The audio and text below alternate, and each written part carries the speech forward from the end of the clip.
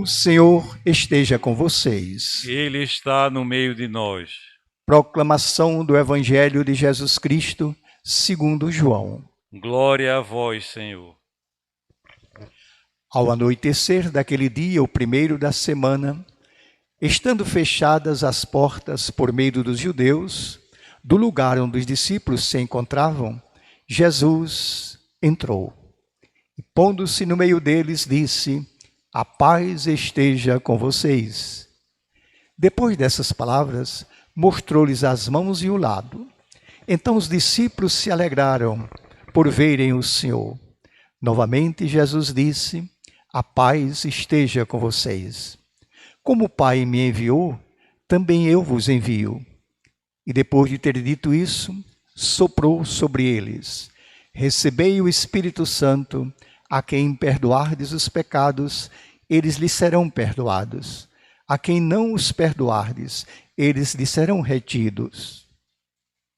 Aconteceu que Tomé, chamado Dídimo, que era um dos 12, não estava com eles quando Jesus apareceu. Os outros discípulos contaram-lhes depois: Tomé, nós vimos o Senhor. Mas Tomé respondeu: se eu não vi a marca dos pregos em suas mãos, se eu não puser o dedo nas marcas dos pregos e não puser a mão do seu lado, eu não acreditarei. 8 dias depois, encontravam-se os discípulos novamente reunidos em casa, e Tomé estava com eles. Estando fechadas as portas, Jesus entrou, pôs-se no meio deles e disse: a paz esteja com vocês. Depois disse a Tomé: põe o teu dedo aqui, olha as minhas mãos, estende a tua mão, toca no meu lado, e não sejas incrédulo, mas fiel. Tomé respondeu: meu Senhor e meu Deus. Jesus disse ainda: tu acreditaste, porque viste, bem-aventurados os que não veem e creem. Palavra da salvação. Glória a vós, Senhor.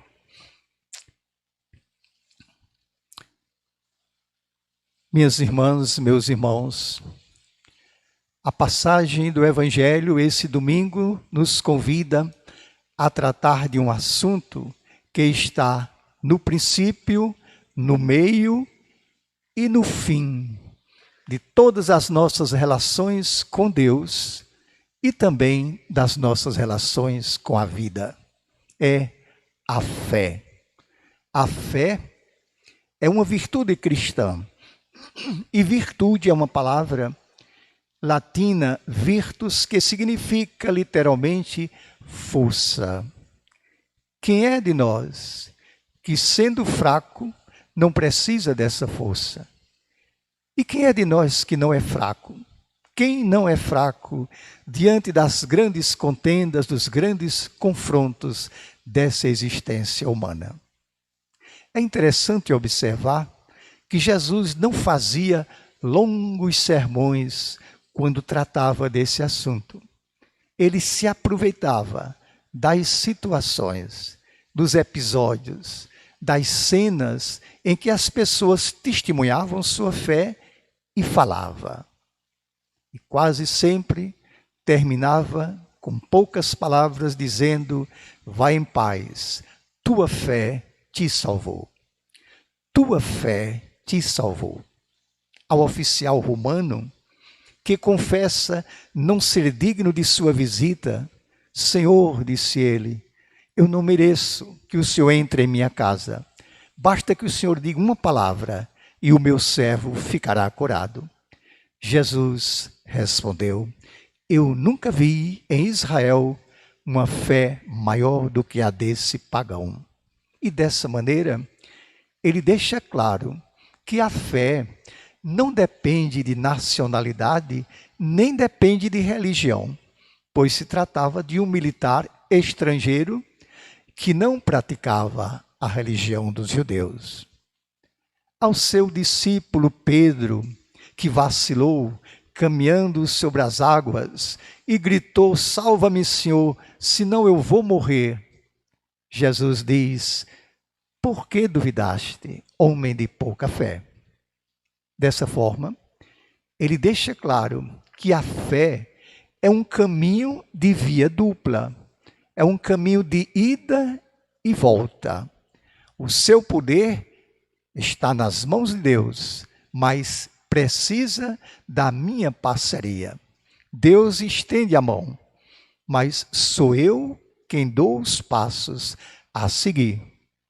E ao povo, ávido de milagres e prodígios, Jesus reage com palavras duras.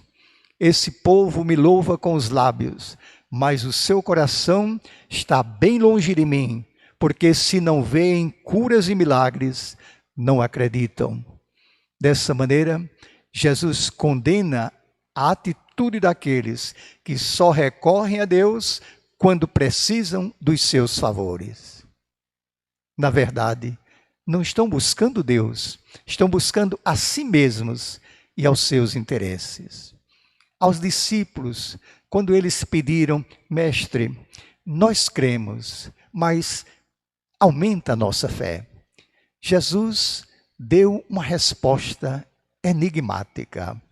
Se vocês tivessem fé, à semelhança de uma pequena semente, vocês diriam àquela montanha, retira-te, e ela obedeceria. E aqueles que um dia iriam acreditar nele, ele deixou como legado essa garantia. Se vocês tiverem fé de verdade, farão as coisas que eu fiz e farão coisas ainda maiores. Fica claro, pois, minhas irmãs e meus irmãos, que não há limite, não há peso, não há medida para a soberania de Deus. E Jesus disse essas coisas não apenas à elite dos sacerdotes do templo, não às autoridades religiosas, nem apenas àquele pequeno grupo dos sábios e doutores da lei. Ele disse a todos os seus ouvintes, uma assembleia constituída em sua maioria por pessoas simples. Fica mais uma vez esclarecido que a fé não está atrelada nem ao poder, nem à função exercida, nem ao conhecimento. O maior teólogo da terra, conhecendo todos os mistérios da religião, não tem, por isso, uma fé maior do que um pobre ignorante que se lembra apenas das primeiras lições de catecismo. O Papa Francisco, por ser Papa, não é detentor de uma fé maior do que o mais humilde filho da sua igreja.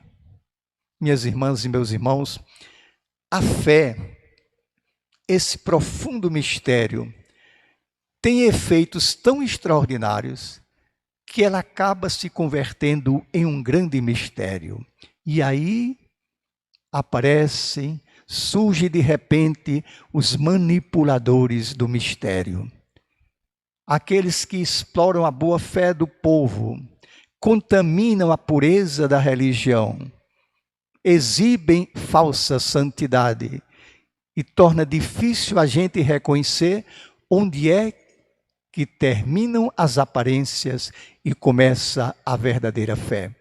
Por isso, não basta crer, é preciso avaliar a qualidade de nossa fé. Desconfiemos de uma prática de fé que só busca benefícios e vantagens pessoais. Desconfiemos de uma prática de fé que coloca em primeiro lugar a procura de lucros e de fortuna material, como se fosse possível vender a salvação. Desconfiemos de uma prática de fé que só se sustenta pelo marketing das curas milagrosas. Desconfiemos de uma prática de fé que necessita do luxo, da pompa, de templos suntuosíssimos para atrair os seus seguidores. Desconfiemos de uma prática de fé que separa, discrimina indivíduos, comunidades, crenças ou raças. Desconfiemos também, minhas irmãs e meus irmãos, de uma prática de fé que divide os filhos de Deus entre os salvos e os condenados, arrogando-se um poder que só a Deus compete. E desconfiamos também de uma prática de fé que se serve da religião como um trampolim para fazer carreira política. Todas essas práticas são muito apreciadas, apoiadas e até financiadas pelo poder econômico, pelo capitalismo neoliberal, porque elas usam os mesmos métodos da economia de mercado e assim perdem qualquer autoridade moral de denunciar sua corrupção e suas mentiras. Então, que prática de fé merece a nossa confiança? Aquela que torna as pessoas melhores, mais libertas, mais compassivas, mais corajosas, mais generosas, mais comprometidas com o bem de seu semelhante. O evangelho dessa missa apresenta um novo elemento para a nossa compreensão da fé. Jesus parece que previa a corrupção futura invadindo até mesmo o campo de sua fé, da sua religião. Quando Tomé exige provas concretas para crer na ressurreição, Jesus primeiro atende aos seus desejos. Venha cá, Tomé, olhe para mim, toque no meu lado, pegue seu dedo, veja as marcas das minhas chagas. Mas logo a seguir, Jesus acrescenta: você acreditou porque você viu. Bem-aventurado quem não vê e crê. Às vezes, minhas irmãs e meus irmãos, nós escutamos alguém comentar: tudo que eu peço a Deus, Ele me concede. E isso é tido em conta de uma grande fé. Outras pessoas, ao contrário, dizem: por mais que eu peça, Deus não atende aos meus rogos. E isso é tido como uma fé menor, falta de fé. Na verdade, não é assim. Nós sabemos por experiência própria que um pai, um bom pai, o melhor dos pais, pode amar seus filhos e amá-los muito, sem ter que atender a maior parte dos seus pedidos, ou até negando sempre um determinado pedido. Assim também, Deus está conosco, Deus nos protege, Deus nos ama, mesmo quando não atende aos nossos rogos. Deus pode ter planos para nós diferentes dos nossos. Às vezes também acontece que uma pessoa piedosa confessa: eu não me emociono. Eu nunca me emociono quando eu oro, quando eu participo de celebrações religiosas, e eu tenho inveja daquelas pessoas que se comovem até as lágrimas nessas mesmas circunstâncias. Por isso, a fé de um é maior, a fé de outro é menor? Não. Santa Teresa de Calcutá sofreu crises enormes em seu espírito ao longo de toda a sua vida, porque não sentia a presença de Deus dentro dela. Ela mesma confessa em cartas divulgadas depois de sua morte, ela mesma confessa que só sentia um grande vazio. Que fez ela então? Preencheu essa ausência do sentimento da presença de Deus por um amor extraordinário aos miseráveis. Essa luz que dentro dela estava apagada, ela acendeu no coração daqueles que definhavam de penúria e de solidão. Por isso ela é santa, por isso ela foi canonizada, porque somente o amor pode provar a verdadeira fé. Veja, meus irmãos, está provado, pois, a nossa incapacidade de decifrar todos os mistérios da nossa fé. É aí que entra aquela expressão: entregar-se incondicionalmente à vontade de Deus. É aí que valem as palavras de Jesus. Se vocês não forem simples e confiantes como uma criança, vocês não entrarão no reino de Deus. E aí também que nós compreendemos melhor as palavras de Jesus nesse evangelho. Bem-aventurados os que não veem e mesmo assim acreditam. No tempo de Jesus Cristo, ou melhor, nós vivemos em um mundo infinitamente diferente daquele mundo em que viveram Tomé e os demais apóstolos.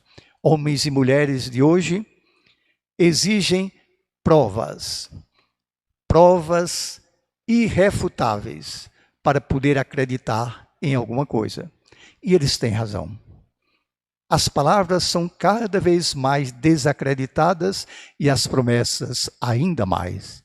Eles têm toda razão quando se trata de suas conquistas, de suas procuras de ordem temporal e material. Mas quando estão em jogo os valores eternos que fundamentam nossa relação com Deus e nossa convivência com os irmãos, aí é diferente. O que seria de nossa construção de amizade e de amor se tivéssemos que acreditar somente naquilo que os nossos olhos enxergam? O melhor de nós mesmos, os tesouros de nossa alma, nossos melhores sonhos, nossas maiores aspirações, tudo isso é invisível aos olhos da face. É preciso acender a chama da fé. É preciso ver com o coração. É preciso aprender a confiar e a merecer a confiança. Porque na hora de crer para valer e de agir impelido pela força da fé, nós temos que confiar na promessa. Mesmo que seja preciso caminhar no escuro, ainda que seja preciso esperar contra toda esperança. Muitas vezes a fé é um ato de ousadia e até mesmo de loucura, quando não há mais nem evidência, nem segurança.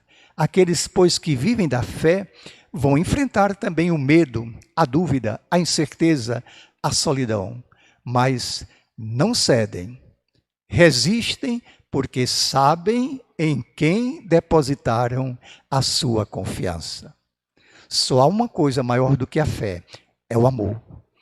Mas o amor não cresce somente por meio de sucessos e prazeres. O amor cresce pela fidelidade, que se comprova nas mais diversas experiências, inclusive aquelas que são dolorosas, as tribulações e as adversidades. Por isso, minhas irmãs e meus irmãos, rezamos com os apóstolos. Nós cremos, Senhor, mas aumentai a nossa fé. E é por esse caminho que nós unimos nossa voz a São Paulo e a São João na epístola dessa missa para exclamar: a vitória que vence o mundo é a nossa fé. Amém. A minha alegria de poder todos os domingos celebrar essa Eucaristia com vocês me leva a lhe fazer um pedido para você curtir esse vídeo e inscrever-se na TV MTC. Você está contribuindo para a formação da classe trabalhadora, está contribuindo também para ampliar a consciência de que nós devemos comunicar nossos valores, nossas convicções, nossos sonhos, e isso tudo através dessa fabulosa tecnologia. Curta esse vídeo e inscreva-se na TV MTC. Muito obrigado.